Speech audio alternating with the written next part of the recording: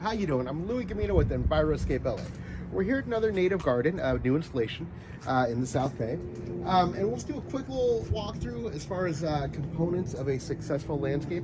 If you notice to my right here, there's a Rainbird irrigation controller with the Wi-Fi capability, so they can control it from their phone.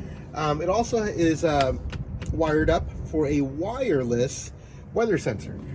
Rain sensor. So it's wired to the controller, but there is a rain sensor to my left hanging off the eave over there, which is wireless. So that will communicate in the event of rain, which we do get here in Southern California, believe it or not. We're getting a storm coming in pretty quick here. So it will shut off the irrigation timer. So again, that's just one component of a successful landscape, the controller. And then if you take a look over here, we have the Rainbird irrigation valve. Now, this is a special valve. The design of this valve is designed for low flow applications. So if you notice that sticker right there, it says LFV, low flow valve. It has a smaller diaphragm in it and is designed to shut down and to open up on small amounts of water. So when we're dealing with that drip irrigation, we need a low flow valve. So it is designed to shut off in low flow applications. If you notice out here in the landscape area, this portion is already covered with the mulch, the mini bark.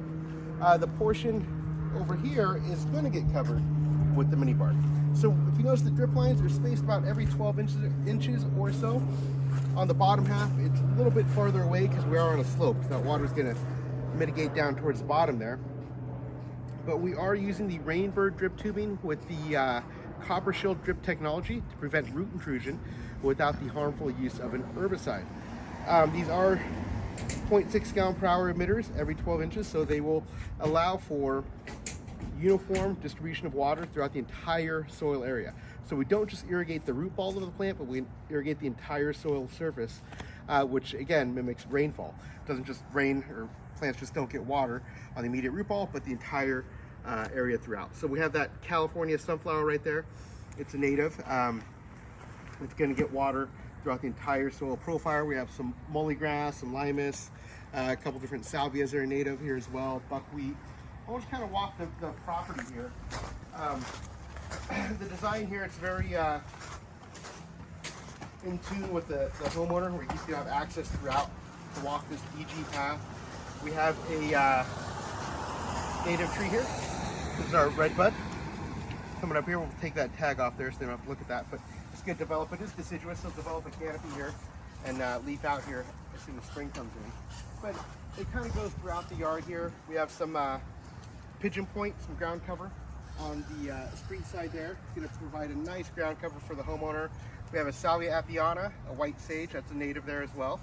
And again, just kind of flows throughout. Everything will get covered with mulch, all this drip tubing. You see nice uniform distribution lines, and they will all get covered over with our mini bark, which is going to create living soil. It's going to compost, break down, increase the microbiology throughout the soil as well. And then we also have another grouping of valves over here. And then if you notice, we have a green valve box here. This is our unit. Here they have a problem with gophers in the area. So how do you solve that? Well, we don't want to hire the pest guy to come out. So we're going to do it a way, we're going to put castor oil. It's a special product that goes in this, it's an easy flow system. A lot of people use it to inject fertilizer throughout the landscape. We're going to use it to go ahead and apply this castor oil, which will naturally repel the gophers in the area. So it will be applied throughout the entire soil area. The gophers are going to go across the street 2 doors down, but they're going to stay off the surface area here.